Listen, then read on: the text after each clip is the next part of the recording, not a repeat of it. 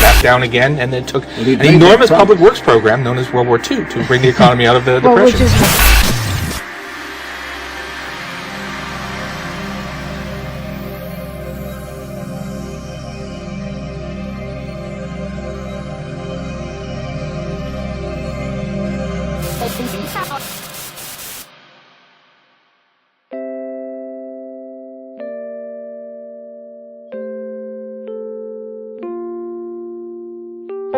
What is the broken window fallacy? It all starts when a hooligan decides to throw a brick through the local baker's window. The community gathers at the bakery to discuss what has happened. I feel bad for that poor baker. He's lost a window. It's true, but if you stop and think about it, maybe it's not all that bad. After all, the baker does have to repair his window, which means the glazier will now have work to do. After getting paid, the glazier will probably spend his new income on some of your crops. Then you'll have income to spend on even more goods and services. You're right! The hooligan has actually stimulated the economy.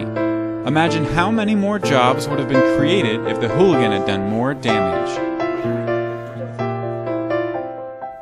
Have you all lost your minds?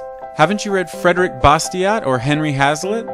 You're only focusing on what's seen, the money I will spend repairing the broken window, while you ignore what's unseen, the money I would have spent on a new suit.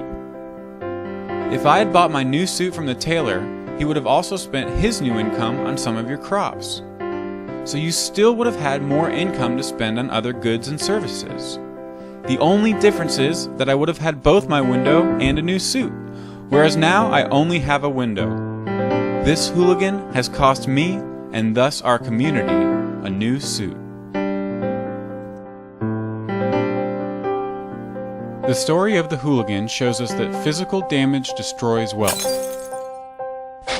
After all, if the hooligan's act actually did stimulate the economy, then society would have been better off if he had destroyed the sign, the building, and the rest of the town.